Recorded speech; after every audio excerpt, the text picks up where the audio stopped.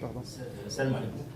Moi, brièvement, j'aimerais renouveler à titre personnel les remerciements du Conseil de la communauté marocaine de l'étranger,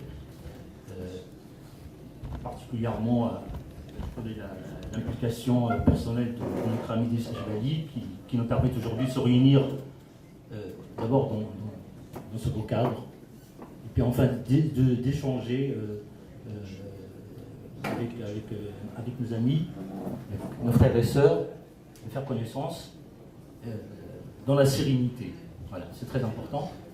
Je dirais, dans un premier temps, je pense qu'il ne faut pas négliger, il ne faut pas minimiser ce volet très important de la démocratie citoyenne, participative, que nous offre la nouvelle constitution marocaine. C'est une étape très importante, c'est plus de droits. Je pense qu'il faut l'inscrire dans ce registre qu'a choisi le Maroc pour plus de démocratie, qui fait que le Maroc aujourd'hui, au moment où des sociétés arabo-musulmanes traversent des tourbillons, ce qu'on appelle les printemps arabes, dans des conditions très dramatiques, le Maroc aujourd'hui poursuit avec quiétude son chemin vers plus de démocratie, pour plus de développement économique, plus de droits et de démocratie. Donc c'est très important. Il nous appartient à nous, je pense, en tant que franco-marocains ou italo-marocains, etc., de consolider ce droit et de prendre part d'un côté. De l'autre côté, j'aimerais aussi saluer le courage de la commission de dialogue, parce que je sais que souvent, on a été amené à faire des déplacements, à ouvrir, à débattre dans des conditions un peu difficiles, parce que des fois, dans certaines réunions, on s'exprime avec beaucoup plus de virulence et qu'ils ont été très patients à l'écoute.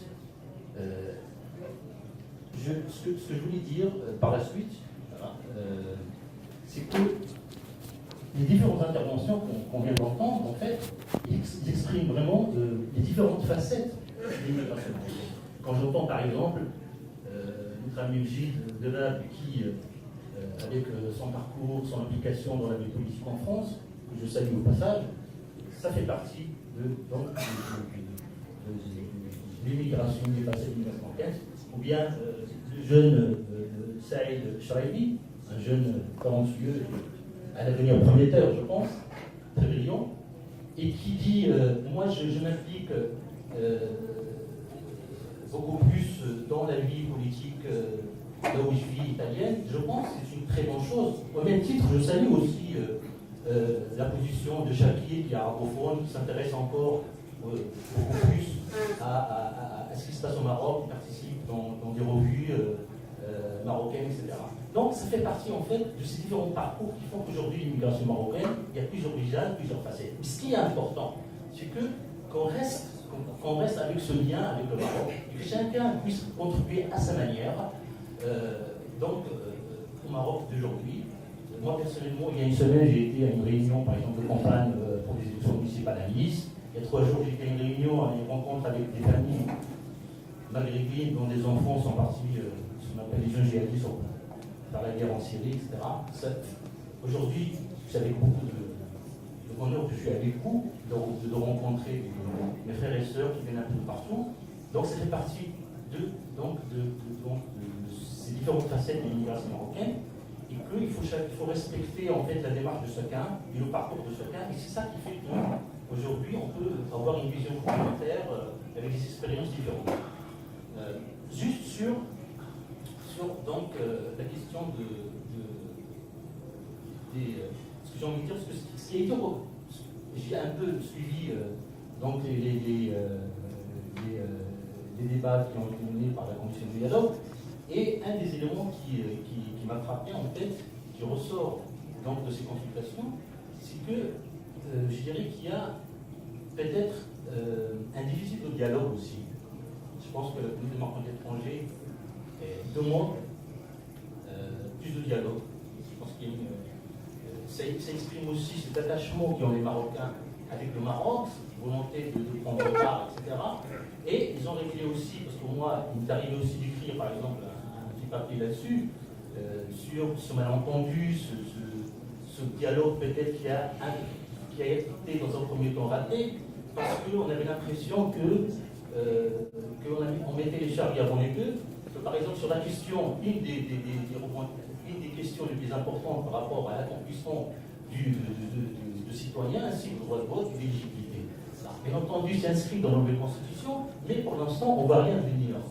Donc, on n'a même pas un signal du gouvernement marocain pour nous dire qu'il est le calendrier. Est-ce qu'on pourra effectivement participer aux prochaines élections législatives marocaines ou pas? Comment ça va être posé, quels sont les nombres de sièges, etc. Donc, on ne sait pas si ça va se faire ou pas. Donc, pareil sur la question de la présence de la participation dans les instances nationales. Pour l'instant, on attend toujours d'ici. Et donc, si vous voulez, il y a eu un malentendu de ce côté-là. Moi, avec des amis, on était porteurs en fait d'une demande d'organiser des assises de l'immigration marocaine, parce que, avec tout ce que j'ai cité, donc on arrive à un parcours très important ce soir.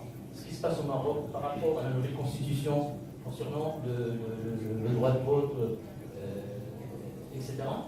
Et on avait dit qu'il était temps, pourquoi pas, d'organiser des assises de l'immigration marocaine pour faire le point, d'abord, entre nous, une rencontre entre les acteurs de la société civile marocaine, comme aujourd'hui, mais à une échelle beaucoup plus large, et d'autre part, rencontrer aussi des membres de la société civile marocaine, parce que j'estime aussi qu'on a beaucoup de choses à apprendre de la société civile marocaine. Moi, j'ai tendance à dire que, par exemple, dans des pays démocratiques comme la France, où pratiquement tous les droits ils sont garantis, on a des guichets. Vous avez besoin de des choses, vous avez le droit, vous avez des guichets, vous avez le droit de des choses, vous avez des guichets bleus.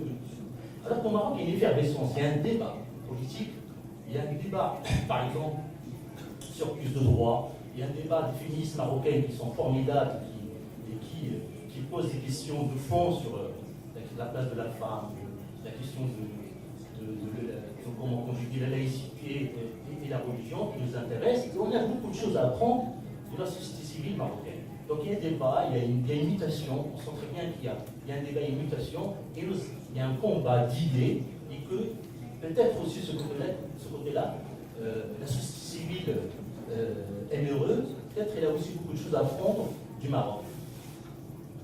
Nous avons aussi besoin, dans le cadre de ces assises, de faire le point, de regarder dans le rétroviseur, pour regarder où nous en sommes, essayer de faire le bilan, essayer d'avoir une vision commune d'avenir, et pourquoi pas créer une espèce de fédération, de coordination, qu'on puisse échanger, se connaître. Merci.